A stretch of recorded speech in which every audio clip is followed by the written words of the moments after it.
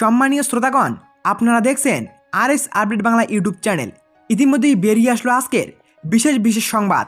তার আগে চ্যানেলে নতুন হয়ে থাকলে সাবস্ক্রাইব করে পাশে আসা বেল আইকনটি প্রেস করে রাখবেন। শুরু করছি আজকের বিশেষ বিশেষ সংবাদ। বঙ্গে 40টি রাফায়েল মোতায়েন, মাত্র দুটিতেই কাজ সারা। ভারত কঠোর মনোভাব নিলেও আতঙ্কিত ইউনুস 70 জনকে গ্রেপ্তার করে জেলে পাঠালেন।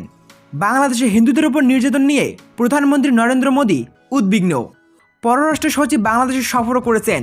সেখানে তিনি অন্তর্বর্তীকালীন সরকারের প্রধান মোহাম্মদ ইউনুসের সঙ্গে সাক্ষাৎ করেন এবং হিন্দুদের উপর চলা নির্যাতনের বিষয় নিয়ে আলোচনা করেন।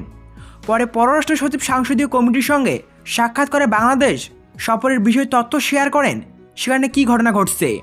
পররাষ্ট্র সচিবের সফরের প্রভাব ইতিমধ্যেই দেখা যাচ্ছে। মোহাম্মদ ইউনুস এখন ব্যাকফুটে চলে গেছেন। এতদিন সরকার ও প্রশাসন মুখে তালা লাগিয়ে রেখেছিল, তবে এর প্রভাব স্পষ্ট হতে শুরু করেছে।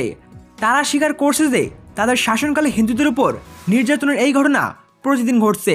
গতকাল পর্যন্ত নিরাপত্তার প্রতিশ্রুতি দেওয়া হচ্ছিল। এখন ইউনুস স্বীকার করছেন যে হিন্দুদের উপর নির্যাতনের ঘটনা সত্য। ইউনুস সরকার 88টি ঘটনা স্বীকার করছে। আগস্ট মাসে সাবেক প্রধানমন্ত্রী শেখ হাসিনার বিদায়ের পর থেকে বাংলাদেশের সংখ্যালঘু বিশেষত হিন্দুদের লক্ষ্য করে 88টি সাম্প্রদায়িক সহিংসতার ঘটনা ঘটছে বলে নিশ্চিত করেছে।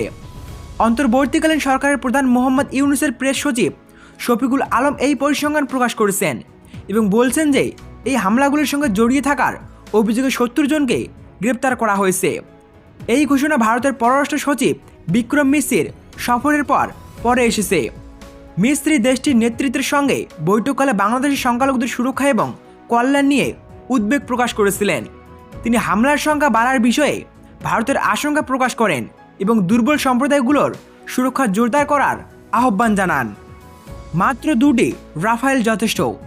ভারতীয় জনতা পার্টি বিজেপি নেতা এবং পশ্চিমবঙ্গের বিরোধী দলনেতা অর্থাৎ শুভেন্দু অধিকারী মঙ্গলবার বলছেন যে পার্শ্ববর্তী দেশের ধর্মীয় সংখ্যালঘুদের বিশেষত হিন্দুদের উপর নির্যাতন বাড়ার প্রেক্ষিতে বাংলাদেশের জন্য 2টি রাফায়েল যুদ্ধ বিমানই যথেষ্ট।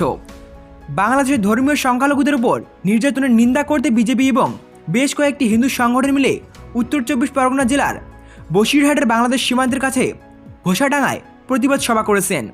এই প্রতিবাদ সভার নেতৃত্ব দেওয়া শুভেন্দু অধিকারী বাংলাদেশের সমালোচনা করে সেখানকার পরিস্থিতি সংকটপূর্ণ বলেছেন। আমরা বাংলাদেশের ওপর নির্ভরশীল নই, বাংলাদেশ আমাদের উপর নির্ভরশীল বলেছেন তিনি।